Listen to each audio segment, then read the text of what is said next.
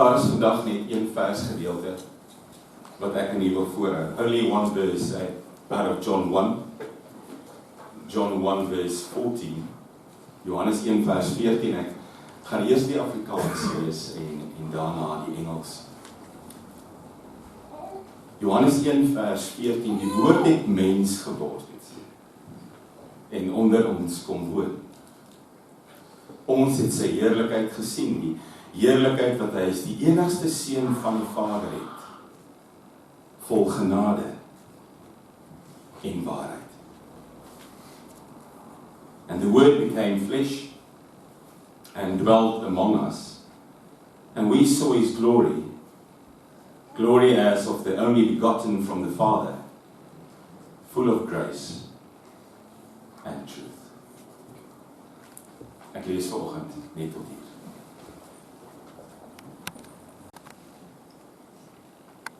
Stille nag, heilige, heilige nag.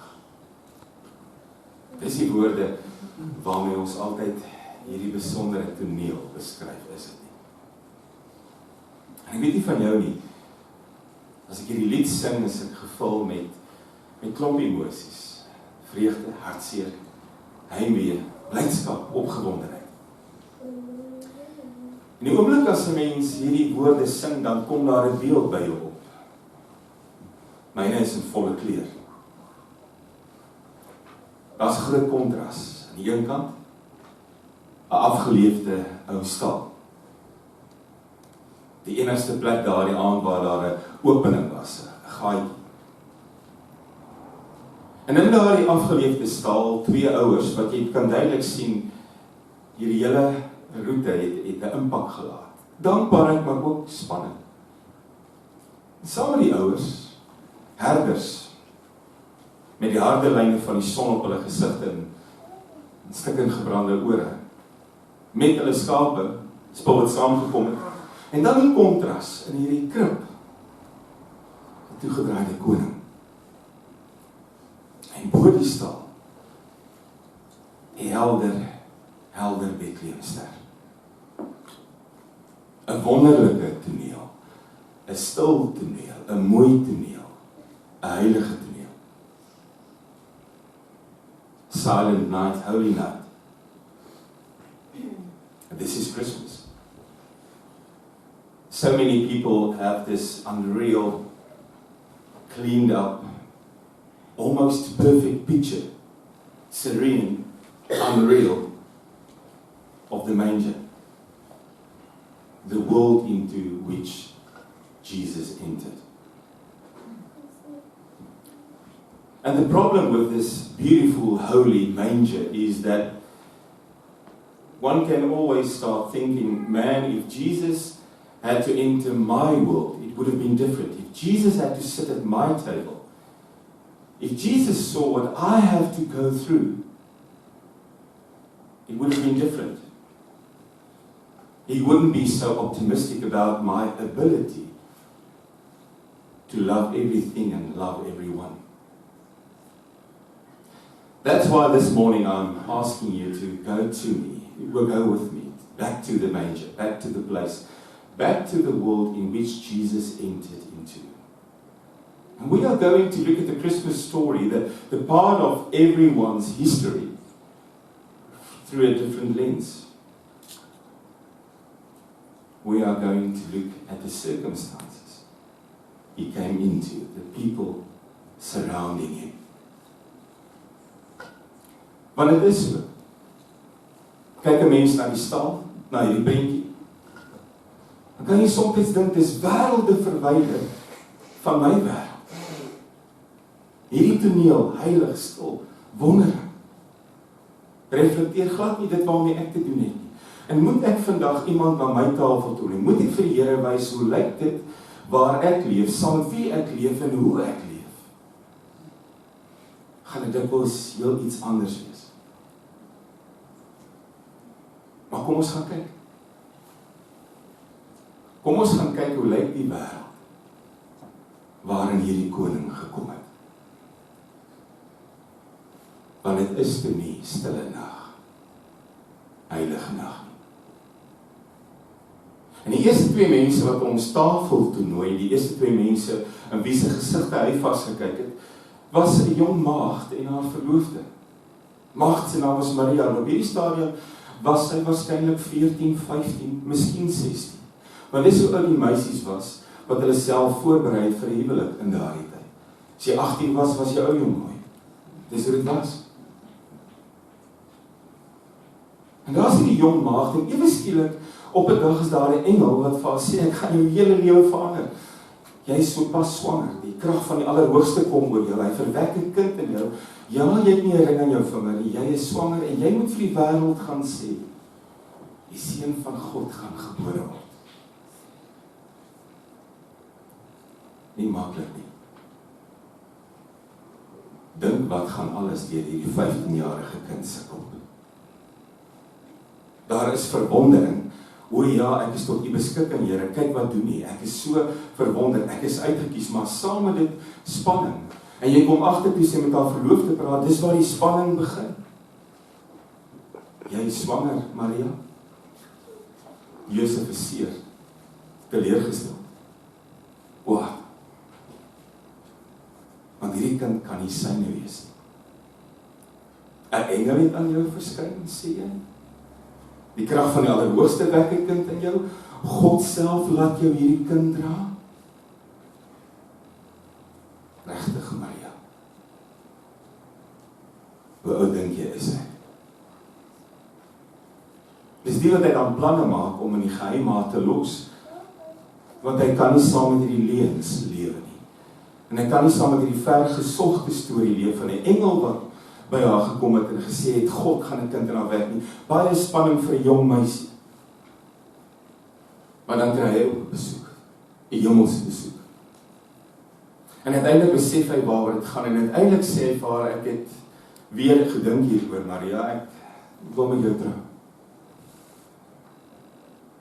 Kom ons gee vir hierdie kind 'n naam.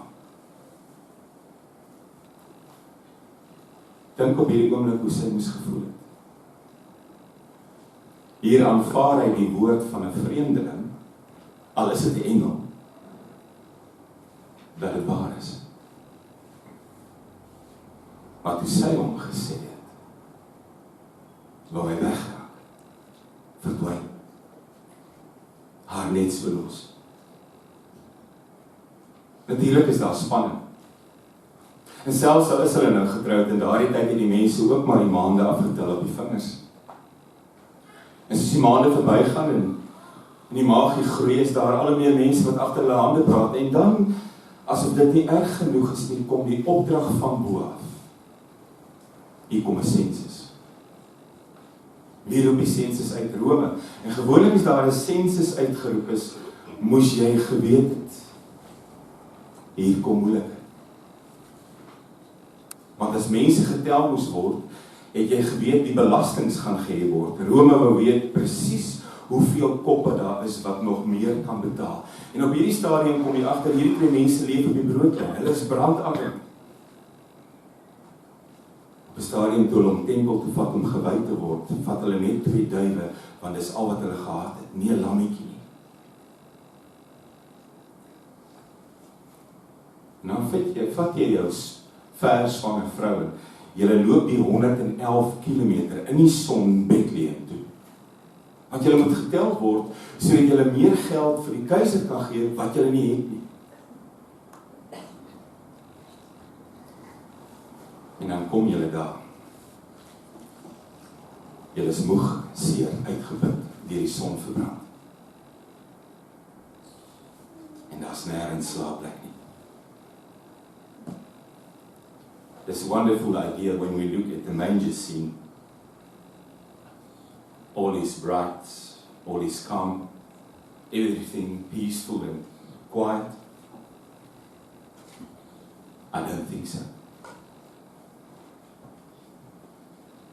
Think of stressed out parents.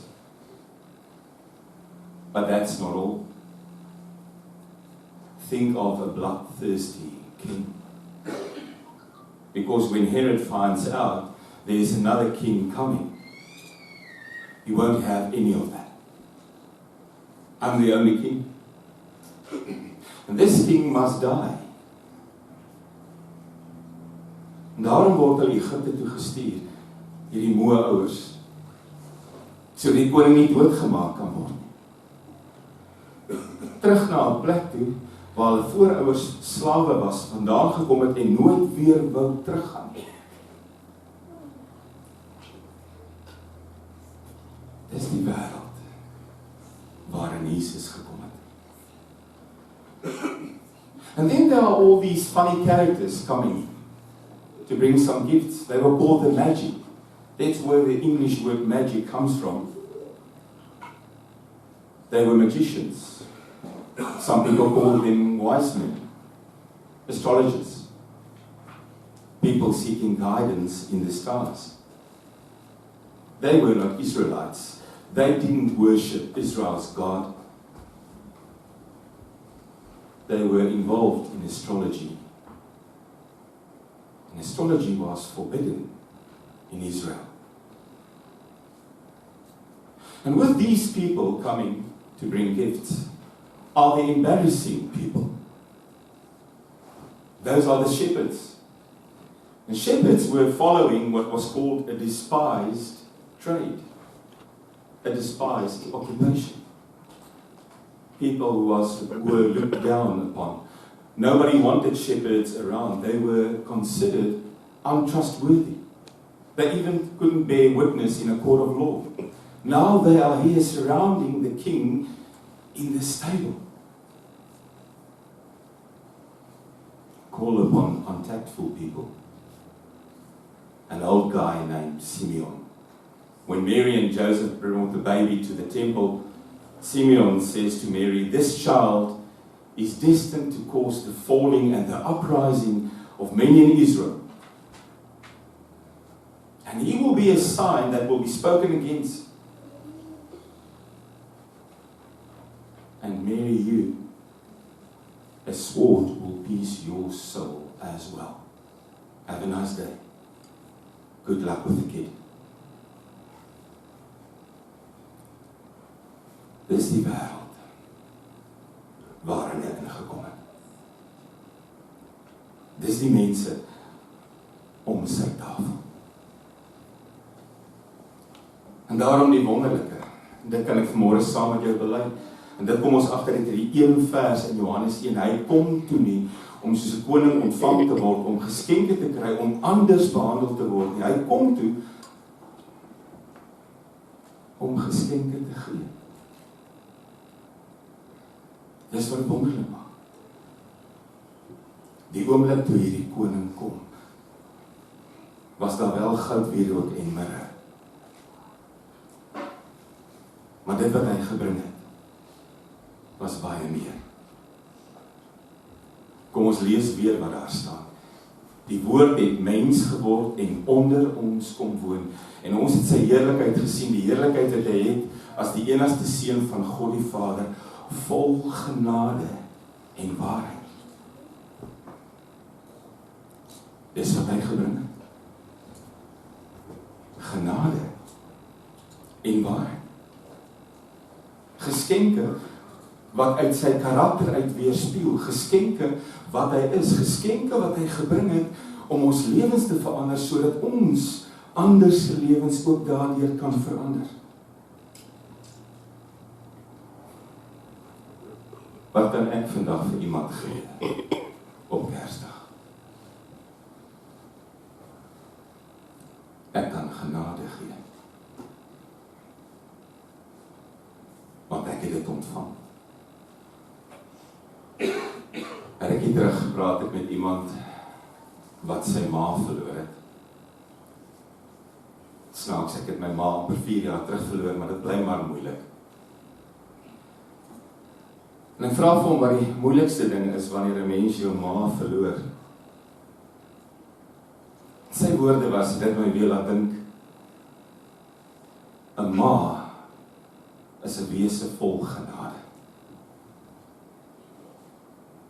'n Ma het jou lief, ondanks goed wat jy aanvang, verkeerde besluite wat jy maak, dinge wat nie regloop. 'n Ma sal jou altyd weer terugvat. 'n ma sal jou altyd glo, al draai die wêreld teen jou.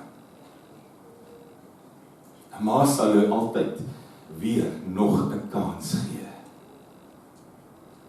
Al het jy hoeveel goed aangevang. En weet jy, niemand word ooit te oud om so liefgehet te word. Genade. Dis wat hy gebring het, dis die geskenk wat hy gegee het. Dit is die manier waarop ons dit moet uitleef. Genade. En saam met die genade het hy waarheid gebring, staan daar. Grace and truth. Dis 'n moeilike geskenk hierdie Here. Dis baie keer 'n geskenk, die waarheid, wat ons nie wil hê nie, is dit nie. Maar baie keer maak die waarheid seer. Die waarheid is baie keer ongemaklik. Die waarheid vra baie keer vir my om iets op te offer wat vir my moeilik is. Die waarheid wil ons dikwels nie met mekaar deel nie, want ons is bang, ons trap op tone. Ons is bang, ons bring verwydering. Ons is bang, ons skep 'n kloof. But that's what he brought. Grace and truthfulness. And I think even today, this morning, you might look at somebody and say, they don't deserve grace. Of course they don't. Neither do you. Neither do I. Only God knows what anybody deserves. I might be living with you, alive with you, but I don't know you. I don't know your inner being. I don't know every feeling you have. I don't know your background. I don't know your hurts. I don't know your wounds. I don't know your scars. I don't know what you grew up with. I don't know your genes. I'm in no position to judge anyone. Only God knows. And when I give grace, I actually tell you, I don't know your whole story. But I'd like to be a part of your life. I'd like to love you. I want to accept you. That's grace. Jesus was full of grace. Grace and truth. Die waarheid is dikwels die grootste geskenk wat jy vir iemand kan gee. Miskien 'n openlike gesprek wat hulle lewe kan verander. Iets wat rigting kan gee. Miskien daardie gesprek wat jy uitgestel het.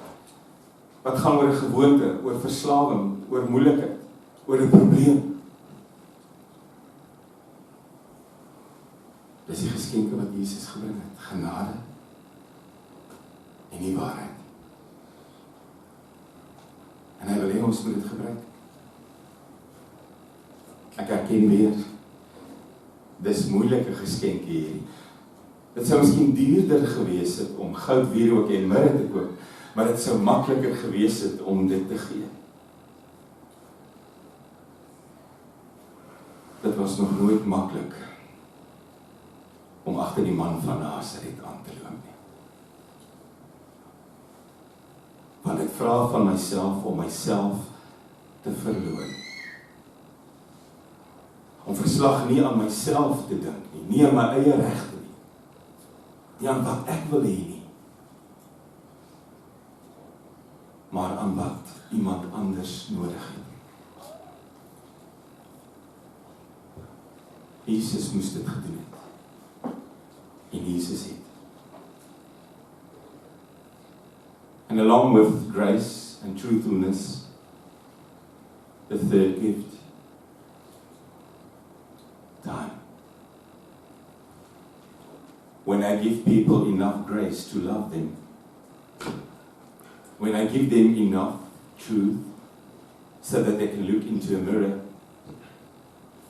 The only thing left is some time. When I give them enough grace and enough truth, I have to realize they are not going to change overnight. We sometimes get so impatient. We sometimes can be so frustrated. Sometimes we've got this only one conversation, this semi-adequate conversation, and then think, well, this is supposed to change their lives. If it doesn't, do I give up on them? Grace and truth and time. Ons is baie keer so ongeduldig met mekaar, het jy dit al agtergekom? En dis wanneer ek stil word voor hierdie koning en besef wat hy gebring het. Genade, waarheid en tyd. Dat ek soms besef waar ek val. Waar ek moeilikheid het. Maar baie keer sit ek vir jou met God se genade in my hart en ek sit met sy waarheid vir jou op my lippe, maar jou horlosie in my arm sê die tyd is verby, die tyd is om. Nie God se tyd nie. My tyd. Daar is hierdie een mooi gelykenis in die woord van die Here. Wat so mooi saamvat wat met Kersdiens gebeur het eintlik. Ons lees dit in Lukas 13. Daar word vertel van 'n vyeboom wat geplant was in 'n wingerd. 'n Vyeboom vat baie spasie in 'n wingerd. En elke keer kom die eienaar van hierdie wingerd, jaar na jaar, en hierdie vyeboom dra nie vrugte nie. 'n Vyeboom het gewoonlik 3 jaar gevat om vrugte te dra, maar vir 3 jaar daarna, dis nou al 6 jaar dat hy daar staan, kom hierdie eienaar en daar is nie vrugte nie. En dan kom hy uiteindelik by die waarheid uit. Hy word gekonfronteer met die waarheid. Hierdie ding moet uit. Dis eerlik, dis opreg, dis waar. Want daar is frustrasie. En ongeduld. En teleurstelling. En seer. En dan kom die ding hier. Noem hom genade. En hy sê, nog net 1 jaar asseblief. En daardie tyd het hy nie teruggepraat nie. Die enigste geluid wat hy nier gemaak het, was die kreun as hy moet buk met die graaf. Dis dit. Maar hier kom die tuinier. En in die oomblik van waarheid, kom staan hy voor die eienaar en sê, gee genade. Nog net hierdie jaar. Ek sal ekstra moeite doen. Ek sal ekstra tyd insit. Ek sal nog water gee. Ek sal bemesting gee. Ek sal alles doen. Lospit alles wat ek moet doen. Nog net 'n jaar. Stille nag. Heilige nag. This year coming, there will be somebody in your life, maybe a multiple of somebody's, just taking up space, even making life a bit harder. There will have to be grace. I know they don't deserve it. Neither do you, neither do I. There will have to be truth, even if you are scared and unprepared to share it. There will have to be time. It's called patience and tolerance. And God is at work with that tree, just like He's at work with your tree and mine. The only thing you can bring to the table is yourself. The only heart you can bring to the table is your heart. And I want to ask you this question, the only question. Will I bring to these people, these imperfect people, grace, truth, and will I give them time? Jy sien daar is 'n mooi teksvers in Jesaja 49. Toe God praat ook met 'n wêreld vol stikkende mense, soos Bethlehem, soos my wêreld. Dan sê hy op 'n stadium vir hulle in Isaiah 49, you know, even if a mom were to forget her child, I could never forget you. I love you too much. And then he says something special. He says, your name is engraved in the palm of my hand. Dis wat Jesus kom doen het. Dis wat die koning kom doen het. He was born in a manger, lived with disappointed people, stressed out people, unsafe people, different people, embarrassing people. And he gave them grace, truth, and time. And then he went to that cross and he stretched out his hands. And they took these big, cruel spikes. And your name got engraved in the palms of his hands. Stille nag. Heilige, heilige nag. Amen. Genade van ons Here Jesus Christus, die liefde van God ons Vader, en die gemeenskap van die Heilige Gees, sal met die elkeen bly.